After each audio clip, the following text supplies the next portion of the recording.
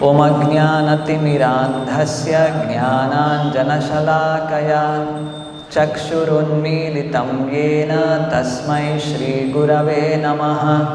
Nama Om Vishnupadaya Krishna Presthaya Bhutale Srimate Bhakti Vedanta Swamin Niti Namine. Namaste Saraswate Deve Gauravani Pracharine Nirvishesha Shunyavadi Paschatya Deshatarine Jaya Shri Krishna Chaitanya Prabhu Nityananda Shri Advaita Gadadhara Shri Vasadi Gaura Bhakta Vrinda Hare Krishna Krishna Krishna Hare Hare Hare Rama Rama Rama Hare Hare.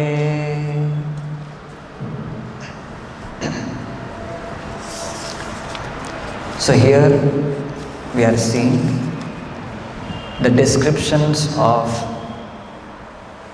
the movements of the living entities in the womb of the mother. The description given by Lord Kapila to his mother Devahuti. Till the previous verses we saw how under the supervision of the Supreme Lord, based on the living entities' past karma, karmana daiva netrena jantuhu deha upapattaye.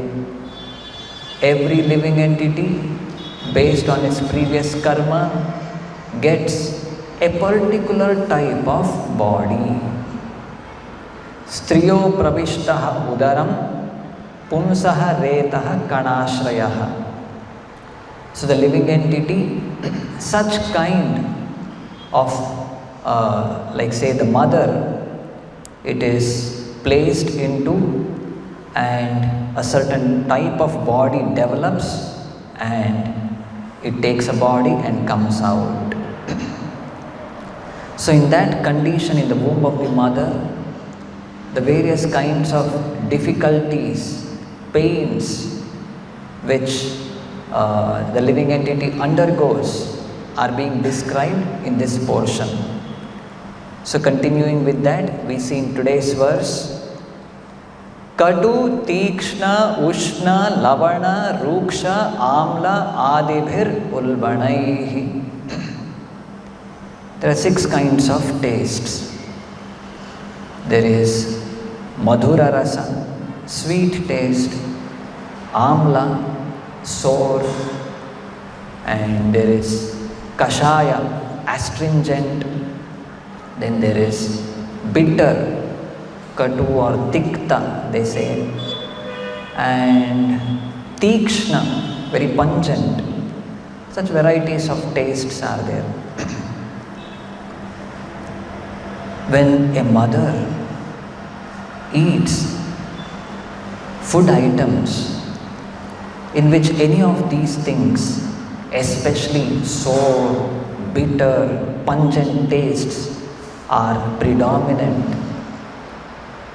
the child in her womb suffers terrible pain. Just like we have experienced with something bitter, every Monday it is prepared here, bitter gourd sabji.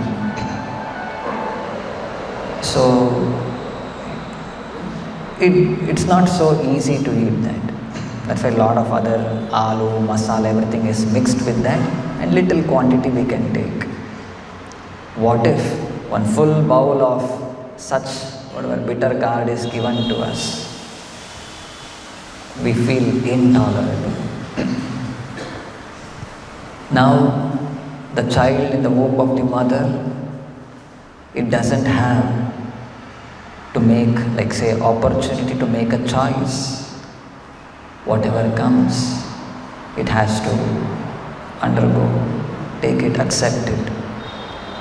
We may have some choice we say this sabji I don't want, I want some other, I want some carrot or beetroot which are sweet in taste.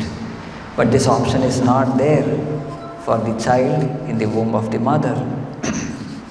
And then Katu Tikshna Ushna Lavana Ruksha Amladibir Ulbanaihi Matrubhuktair Upasprishtah Sarvanga Uttita Vedanaha. Sarvanga, throughout its body.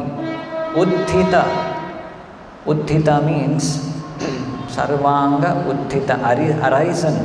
Vedanaha, pain. Throughout its body.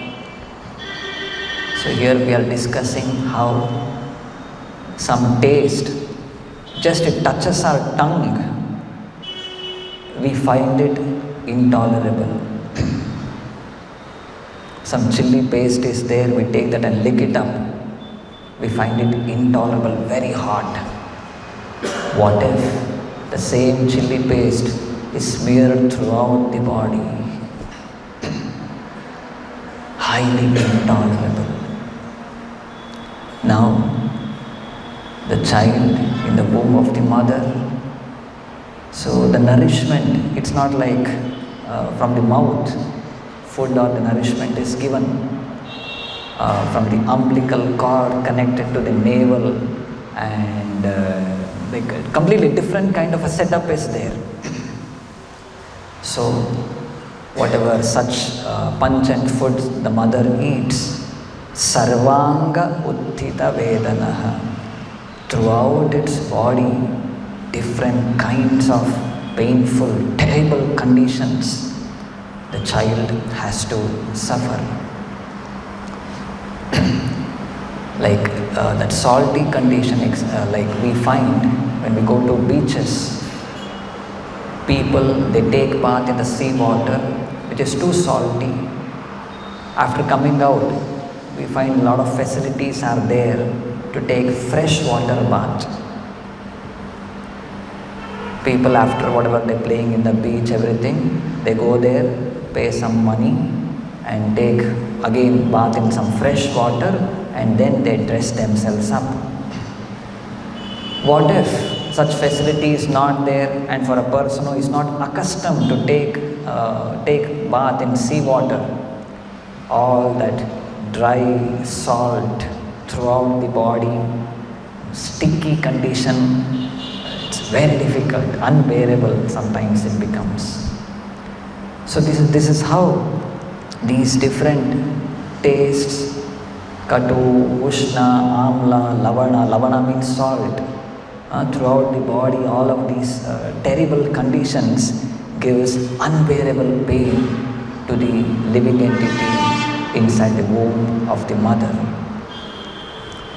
And here we find in the purport, Srila Prabhupada says, all descriptions of the child's bodily condition, bodily situation in the womb of the mother are beyond our conception. It is very difficult to remain in such a position, but still the child has to remain. To remain in that condition is very difficult, but still no option, no freedom, no independence. It has to remain for whatever time period it is supposed to remain there. Just whatever all this salt all over the body, the chilly or hot conditions, it just has to undergo all of these things. And in the previous verses we heard, there are many worms also in the intestines coming and biting the tender whatever body of the child. It has to undergo unbearable, but still it has to remain in that condition.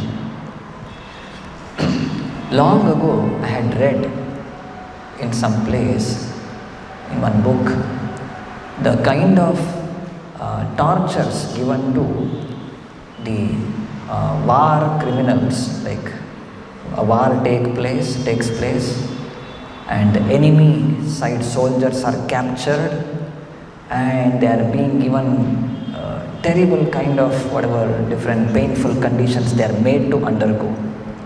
In one place I had read, a person, he'll be tied, both hands and legs. His mouth will be tied with along the hands, legs, everything, and he'll be put inside one bag. Okay, hands and legs tied, put in a bag. Maybe, okay, we can understand. But additionally, I read how one monkey will be put inside that bag, and one hen or some cock hen that will be put inside that bag and tied together. The hen, it starts pecking throughout the body, whatever the monkey trying to scratch and scream and bite the person, and in that intolerable pain, that's how he is made to die in that condition. So first time when I read this, something which I couldn't conceive or say such things people they were made to undergo. So that's how, as it is mentioned here, the many terrible conditions, what is there in the womb of the mother is something beyond our conception, Prabhupada writes here. All descriptions of the child's bodily situation in the womb of the mother are beyond our conception. So all that suffocation, darkness, dampness, tight-packed condition, it's something beyond our conception. And then Prabhupada says how? Because his consciousness is not very developed, the child can tolerate it. Otherwise, he would die. If we are put into that condition, we'll die immediately. A person loses his life. The child in the body, in the womb of the mother, its consciousness is still very low. That's why this is how it is made to tolerate that condition.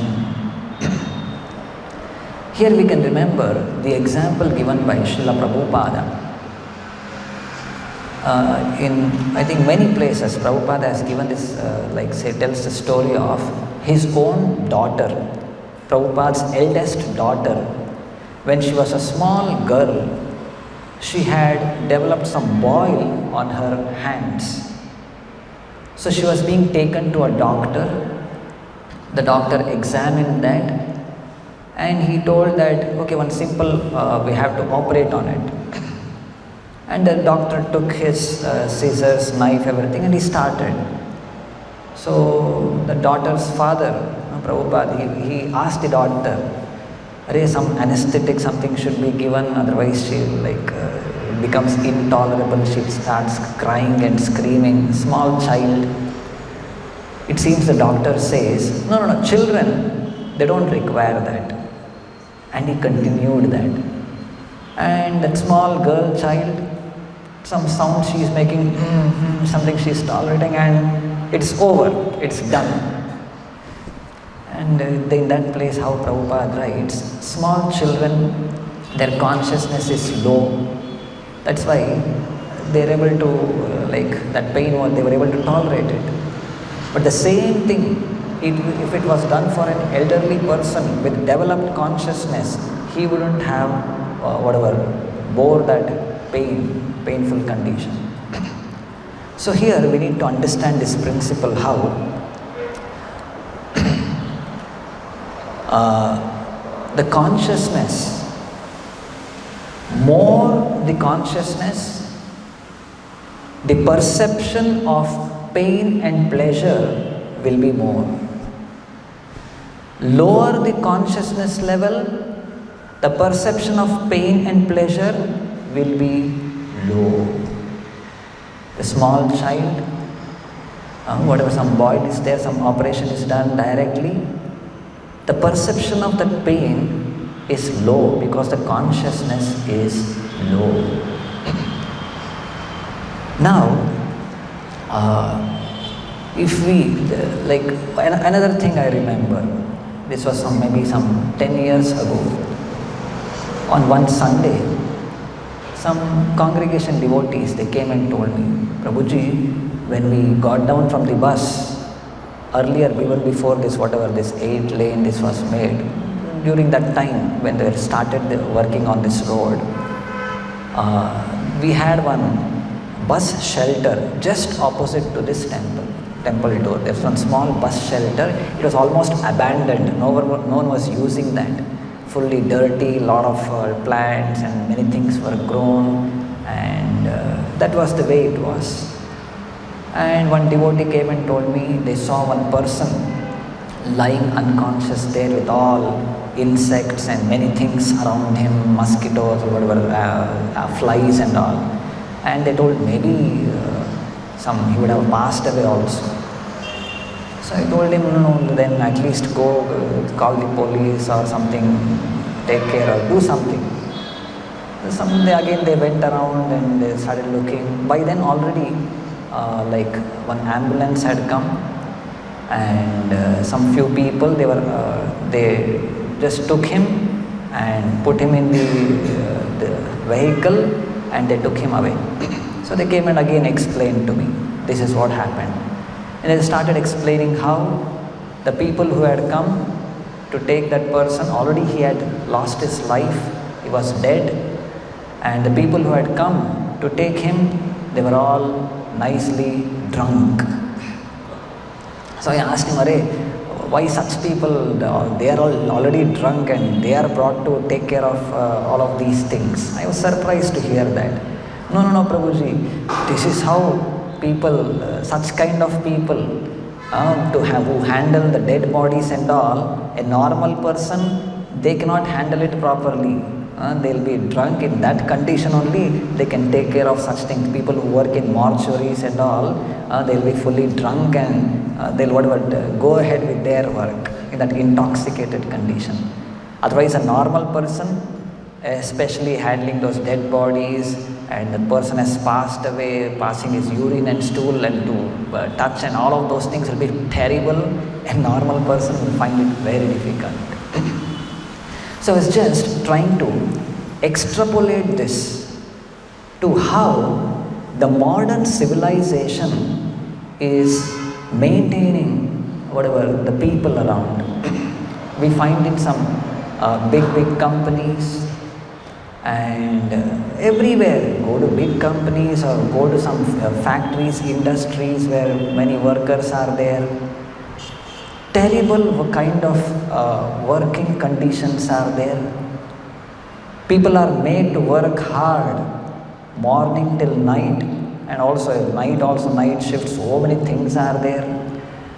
Long duration of working hours.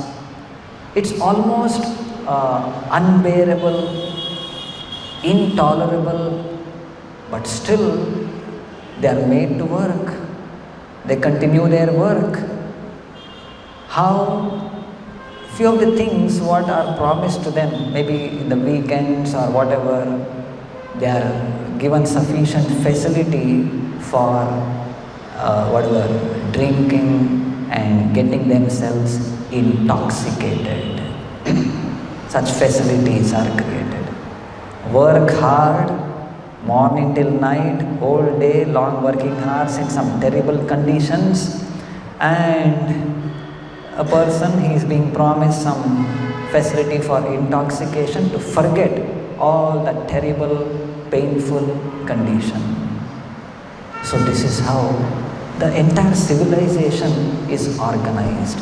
And we find many people without drinking, without getting intoxicated, they can't get sleep also daily. So they have to drink, and only then they'll get sleep. Such terrible things we see in this material world. So Srila Prabhupada says how this material world is not a place for a gentleman to stay. It's a horrible place and horrible conditions of it's a degraded civilization. This is what we see. And then in the last part of the purport, Prabhupada says how that is the benediction of Maya, who endows the suffering body with the qualifications for tolerating such terrible tortures. See, this is actually the arrangement made by Maya to make that living entity tolerate such terrible pain and continue to exist, continue to live. Otherwise, such terrible painful conditions immediately loses life. His consciousness is lowered and made to undergo that painful condition. See how people, like just the way, the example which I gave, intolerable conditions are there. People are given some intoxicants, their consciousness level is lowered, and then somehow they are induced to undergo the terrible conditions, and whatever people exploit them and get the work done. Such conditions we see in the material world. That's why it's degrading. On the contrary, what does the Bhagavad Gita say, the Bhagavatam say? We hear from all of these scriptures, it helps us to elevate our consciousness. Human life is meant for this purpose, to elevate our consciousness. On the other hand, the modern civilization, through all of its different kinds of the structure it is created, it is like, say, forcing a person to degrade his consciousness. So this modern civilization is highly degrading, demoniac. So that is the benediction of Maya, who endows the suffering body with the qualifications for tolerating such terrible tortures. What is the first thing Maya does? The external energy of the Lord, through her Avaranatmika Shakti and Prakshepatmika Shakti, covering potency and bewildering potency. We are all spirit souls, part and parcel of the Supreme Lord. Our eternal condition is, we are all Satchit Ananda. The soul is eternal, full of knowledge and full of happiness, bliss, but being covered by the external potency, covered by Maya through her Avaranatmika Shakti. And then through the Prakshepatmika Shakti, she bewilders a living entity and makes the living entity come to this material world and try for varieties of different kinds of ways and things and means to gain happiness in this material world, which in reality is not there. So this is the work of Maya. So this is the first thing what she does. And then the beginning, Aham Mameti, the spirit soul is made to think, you are the body. I am this body. Who am I? I am this body. People connected to this body are my people. And things connected to this body belongs to me. I am the owner, I am the proprietor of all of these things. Falsely we claim proprietorship over many things, which actually doesn't belong to us. Temporarily, we may be possessing that, but actually it doesn't belong to us. We are all like tenants. A tenant is staying in a house. The house doesn't belong to him. The owner is someone, a different person. Temporarily he is allowed to stay there. And after the tenure of whatever the terms and condition it gets over, he'll be kicked out of the house. Likewise, the body, certain time is allowed for us to stay here as a tenant. The owner is the Supreme Lord, and after certain duration of time, we are kicked out of this body. All the people connected to this body, all the things which we claim proprietorship over, this is mine, everything we have to leave and we have to go. And where we have to go? Again, our karma decides that, and we don't go somewhere else. Again, whatever do pious activities, impious activities, come back again, undergo all these terrible conditions which we are seeing in this portion of the Bhagavatam. So, it's like sugarcane chewing the chew. Punah punah charvita charvanana. Already the thing which is chewed, the juice is taken off, and that is offered to us. And we take that, again keep chewing it, thinking that some juice, some rasa, some sweet taste will come out of that. But no, everything is already squeezed. There is nothing left there. But in our falsity, in our false understanding, we think, oh, there is some juice left, more if I can chew it, more if I can, little hard work, little more effort, I keep trying, I keep putting the effort, something I can extract from here. But no, there is no essence there, no sattva in that. Punah punah charvita charvanana. So, in different other places, the way how Prabhupada says here, Maya, qualifications for tolerating such terrible tortures.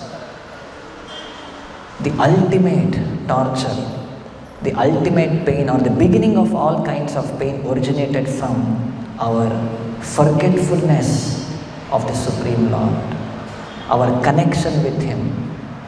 And because of this forgetfulness, varieties of suffering conditions we are made to undergo. In fact, another still higher painful condition is the way Ramananda Raya explains to Chaitanya Mahaprabhu. In that conversation we see, Chaitanya Mahaprabhu asks, what is the most painful condition? And what was the answer which Ramananda Raya gave? Yes, losing the association of devotees. That's the most painful condition. Fortunately, somehow we have got the association of devotees, and losing it, that is considered to be the most painful condition for a living entity. When just yesterday we were hearing Madhupani Prabhu telling how even after getting the association of devotees, which is very rare, he was describing about envy, how being envious, that is more dangerous than lust also. Envy, especially towards other devotees, that will make us commit offenses, and due to the offenses, we start losing taste in Krishna consciousness, and that's how it goes on. So this is considered to be the most painful condition, and this is how Maya works, giving false promises in the material world, and a devotee starts thinking, oh, there is something there outside which will make me happy.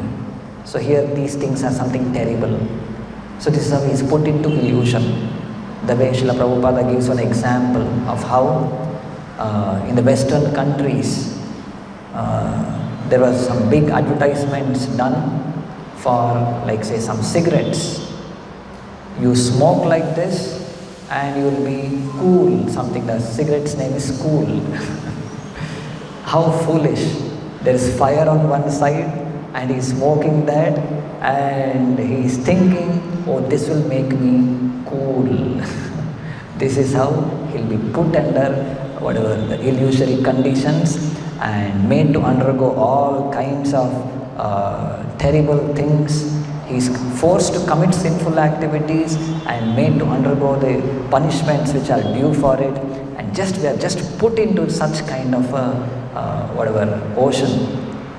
So to conclude, one verse I'll read out from the Chaitanya Chandramrita written by Prabodhananda Saraswati. He explains how the living entity, the way he lives in this material world. He says, Samsara dukkha jaladhau patitasya kama krodhadi nakramakai kavalīkritasya durvasana nigaditasya nirashrayasya chaitanya chandra mamadehi padavalambam. So this is our condition. Samsara dukkha jaladau. This material world is compared to dukkha jaladhi. Jaladhi means ocean. Dukkha jaladhi, ocean of dukkha or miseries. Many other places this example we have seen. Why always the samsara or material world is compared to this ocean? We are somewhere from top, we are dropped here, patitasya, we have fallen in the middle of the ocean. Because if we are made to fall in somewhere in the middle of the ocean, the depth is very deep. You will not find it so quickly. It's very deep, no shelter there. I remember maybe first time when I was taken to a swimming pool. Is one place with a lesser height. Gradually it slopes. I was not aware of that. So slowly lied down and I could touch the floor with my feet. Okay, I was a little confident and entered and got up, and a lot of people were there on that side. On the other side, where it was very deep, there were less people there. So I got up and tried to go there and tried to get in. I was not finding the depth at all. I was very fearful.